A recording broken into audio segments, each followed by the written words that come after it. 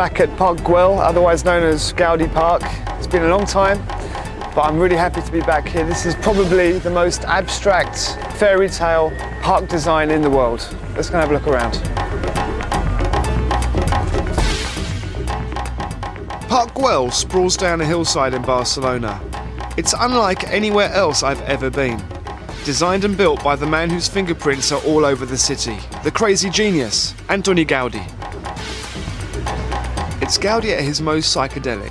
Only he could have made something this full of colour and life. It's kind of a trippy Disneyland.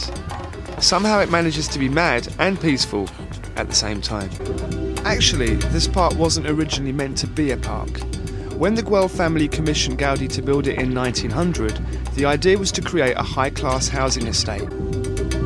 But most of the middle classes in Barcelona didn't really buy the concept. They only built 2 houses in the end. To the naked eye, the park looks like a mad jumble of unrelated images, but in fact, it's full of hidden meanings.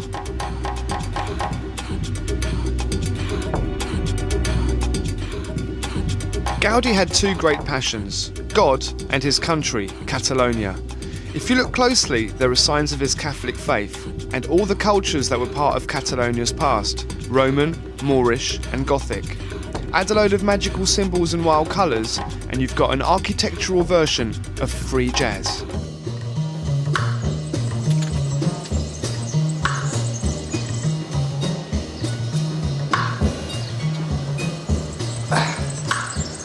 One of the things that I love about this park is the way Gaudi's mixed different influences together. Lots of Eastern, lots of Western, very ahead of its time. In some ways it's lucky that it never became a housing estate, because one of the great pleasures of the park is the acres of beautiful gardens and wild woodlands. And they're all connected with a maze of paths and bridges, which cross over each other at different levels. Gaudi built these amazing structures out of the stones he found in the park. It's like a forest of petrified palm trees, or a kind of organic cathedral that's just grown out of the ground.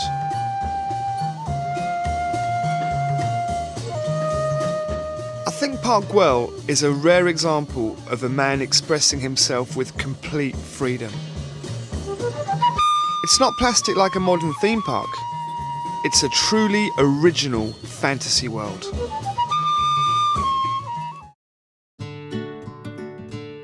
So we're going to base our artwork on this really creepy, crazy, cool, exciting lizard that Antoni Gaudi did, and I'm going to show you how to do that. So let's get started.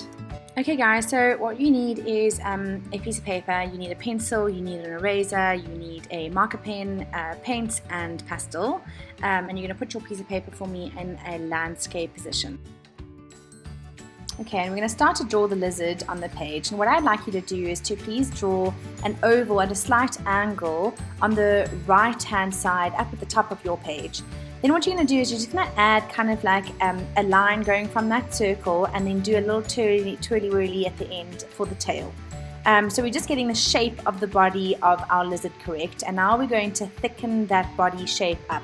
So I'm just going to draw on the left and right side of that line, I'm going to thicken up that shape, and then I will be able to thicken up the little tail as well. Don't forget to blend those lines together so that what we can do is we end up with a one solid piece.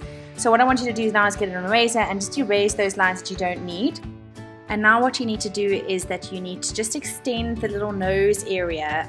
A lizard has like a little bit more of a pointed end. So just on the edge of your circle, I just want you to make a little bit more of a point there and just erase that bit. And now you're left with the shape of the body of the lizard. And we're going to move on to the legs. So now the legs, the front 2 legs go in the same direction. There's 2 little arms on either side there. And I do the line at a slight angle. And then I bend it back up towards the face. That's quite important because the legs need to go upwards, and then you'll notice that the back legs do the exact opposite, they go towards the tail. So once you've done those 2 little lines, then you can do the back legs. You're going to do the same thing at the back. You're going to do 2 kind of curved lines, but then these legs go back towards the tail. So it's a kind of like an L shape towards the tail, and then the front too is also an L shape but towards the head. And now there are 4 little fingers on the front paw part, what do you call it, a little lizard's paw, and then the back little legs are, there are 5 little fingers there. So once you've done that, you can just erase the lines where the legs connect to the body, and then we can get on to the Gaudi style mosaic design. Right, so when we finish that, we're going to move on to the marker, and you're going to outline the whole thing. And then what I would like you to do, guys, is to create some kind of mosaic squares onto your lizard. I'm doing it in like a bit of a stripe way, so I've just done some pencil, and now I'm going to use my marker pen to go along those stripes so that I know that the stripes are going to follow all the way through down to the tail. Once you've done all of this, you're going to go onto the legs and fill in the tail.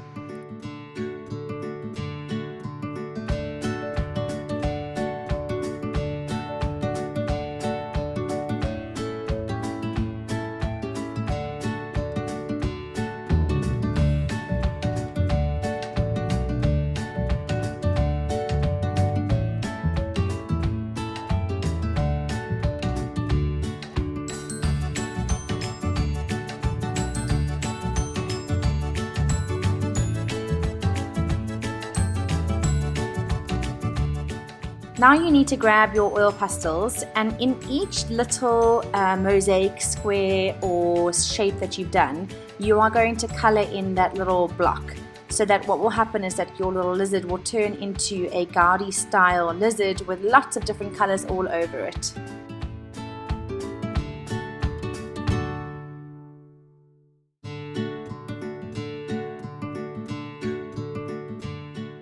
Okay, now to get your paints out, and you're going to do one solid color in the background.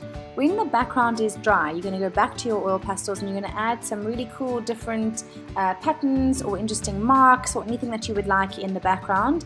And then you are all done. Well done, guys. I can't wait to see your artwork.